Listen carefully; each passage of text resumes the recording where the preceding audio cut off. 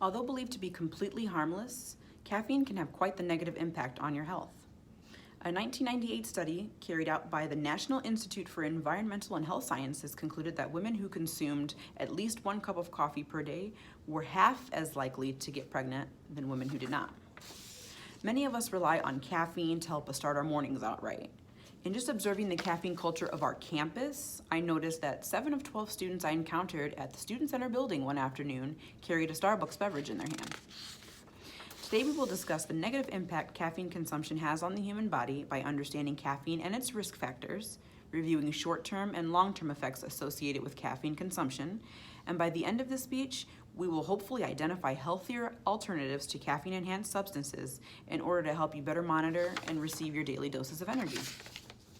Caffeine affects everyone differently and can be influenced by factors such as size, weight, health, other drugs and pills taken around the same time, and then of course the amount of caffeine consumed. What people don't consider is the amount of caffeine they are already receiving from more natural consumables. Caffeine can be hidden away in things we don't suspect, and let's be real, none of us are looking at those nutrition labels. Sarah Klein, a writer for Health.com, introduces us to some surprising sources of caffeine, sources we regularly consume. Sarah says, since the FDA is not required to list caffeine content on any nutrition labels, it's often difficult to tell whether a product contains caffeine, and if so, just how much. Sarah lists chocolate, ice cream, weight loss pills, PMS medications, painkillers, vitamin water, alcoholic beverages, breath fresheners, beef jerky, and decaf coffee as some of the most common caffeine-containing consumables. So let's do the math. On top of the caffeine contained in, say, 4 Monster energy drinks, roughly 86 milligrams each, you've also received 60 milligrams from 4 ounces of chocolate, 120 milligrams in 2 tablets of PMS medication, and 50 milligrams in 1 20-ounce bottle of vitamin water. You've ingested, through just those products in that span of time, 574 milligrams of caffeine. Although 174 milligrams over the safe recommendation, which may not seem like a whole bunch, it is the equivalent of 10 cans of soda. An occasional overage in the caffeine consumption can cause short-term negative health effects on the human body. ABC Health and Wellbeing identified increased heart rate, twitches, shakes, high blood glucose, and difficulty sleeping as possible short-term effects influenced by an overconsumption of caffeine. Although caffeine takes only 40 to 60 minutes to reach maximum concentration in your body, it takes around 5 hours for the average adult to even metabolize half the caffeine they've consumed at a given time, at which point it is then expelled from the body. Over time, habitual overconsumption of caffeine can result in more serious long-term effects on your health. Studies conducted by the Alcohol and Drug Foundation identify osteoporosis, high blood pressure, heart disease, ulcers, infertility, anxiety, depression, caffeine dependence, and our favorite, Mr. Insomnia, as long-term effects of caffeine overconsumption. There's also the issue of caffeine overdose, which is an overconsumption of caffeine in a shorter amount of time. I bet you didn't know that was a thing. Yes, caffeine overdose is very much real, and symptoms usually include ringing of the ears, trembling and twitching, rapid breathing, dehydration, fever, abdominal pain, nausea, vomiting, and even seizures. This is just a quick guide to help you see what areas of the body each of those symptoms is commonly affecting. The outcome to caffeine overdose can even be fatal.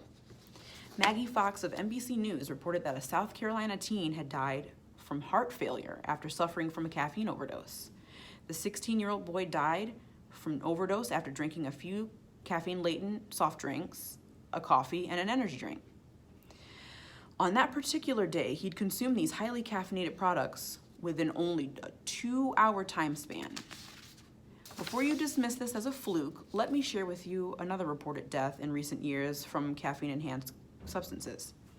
Caffeine Informer, an online article, reported several deaths from caffeine pills, caffeine powder, and energy drinks. One such occurrence involved only 2 cans of Monster energy drink. This tragic fatality occurred when a 14-year-old girl consumed 2 24-ounce cans of Monster. This provided only 480 milligrams of caffeine, which is only 80 milligrams over the safe recommendation. However, shortly after ingesting the 2 drinks, the teen went into cardiac arrest and later passed away. Now, occasionally a quick jolt of energy is necessary. However, if you are interested in cutting down the amount of caffeine you are consuming, I would like to briefly introduce you to some healthy, all-natural alternatives. Nick Meyer of the Alternative Healthworks blog suggests 5 alternatives to 5-hour energy, energy drinks, and caffeine itself that help eliminate or reduce your caffeine overconsumption risk. The 5 natural energy boosts Nick suggests are peppermint oil, yerba mate, vitamin B12, vitamin C, and good old meditation.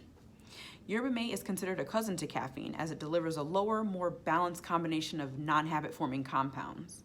Nick suggests dabbing peppermint oil on your neck and on your clothes, and even drinking a few drops of pure peppermint oil in water, which will help to increase brain oxygen concentration, thusly relieving grogginess and fatigue, which are things we commonly try to battle with caffeine.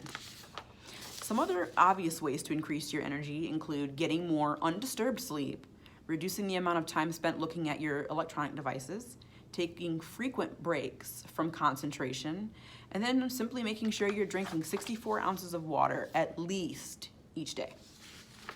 Today you have heard a lot of information regarding general risk factors associated with caffeine, short-term and long-term effects of excessive caffeine consumption, as well as a few healthy alternatives to get you started combating drinking heavy amounts of caffeine.